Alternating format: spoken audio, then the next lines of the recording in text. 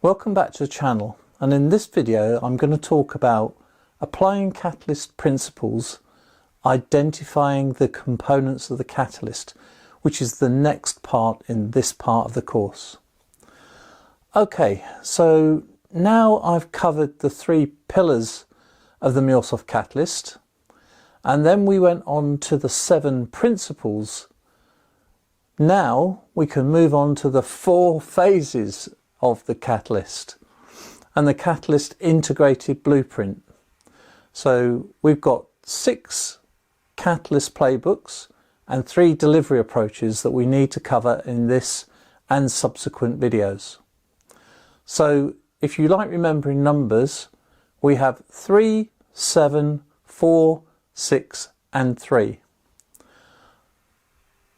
Now in this video we'll look at the 4 phases of the Catalyst, which are the phases that most people will be familiar with when undertaking product development life cycles. So exam tip 1 for this video: the 4 phases identify when the individual playbook steps should be performed and align to typical product life cycle of design, build, scale and optimize. The Catalyst phases identify such an approach and are used to identify the point in time at which each individual playbook step would be performed. Now don't worry too much about the playbooks at the moment, as we will come on to each one of these in further videos, and there will be a video for each playbook and probably more than one. So the 4 phases, and you'll need to remember these, are: plan for success, establish the foundation, build to scale, and measure impact. And I think that these are actually quite logical and should be easy to remember. But in this video, we'll examine each one of these. So hopefully you can make these straightforward and easy to remember. So exam tip 2. Remember that each playbook, and there are 6 playbooks, will have these 4 phases within them, and the phases will be broken down into activities and steps. So remember, playbook, phases, activities and steps. So let's talk about the plan for success. The initial phase should come as no surprise, as we've talked about business outcomes before. So planning for success seems to be a natural first step on any playbook. And quite a lot of effort should go in here to actually planning for success, especially with your customers if you're going in on a consultancy basis. And in this phase, we're looking to align an overall success plan with business outcomes, and remember that we must always have some way of measuring success. So we define, KPIs. The other important characteristic at this point are defining the vision, a roadmap, and the architecture of the platform.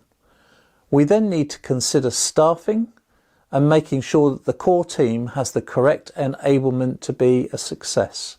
Remember, organisational enablement.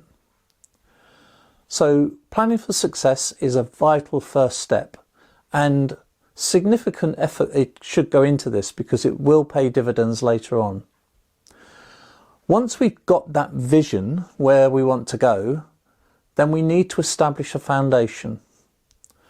So having set the plan for success, the second phase is to establish a foundation.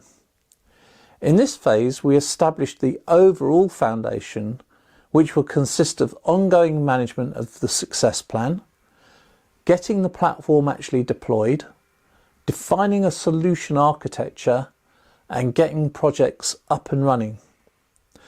But it's not just about those initial elements. We need to build out the foundational assets, start evangelizing about what is being done, and continue with staff training if it hasn't already started. First, when starting on this phase, we should be aiming to build interest with colleagues around what is being done.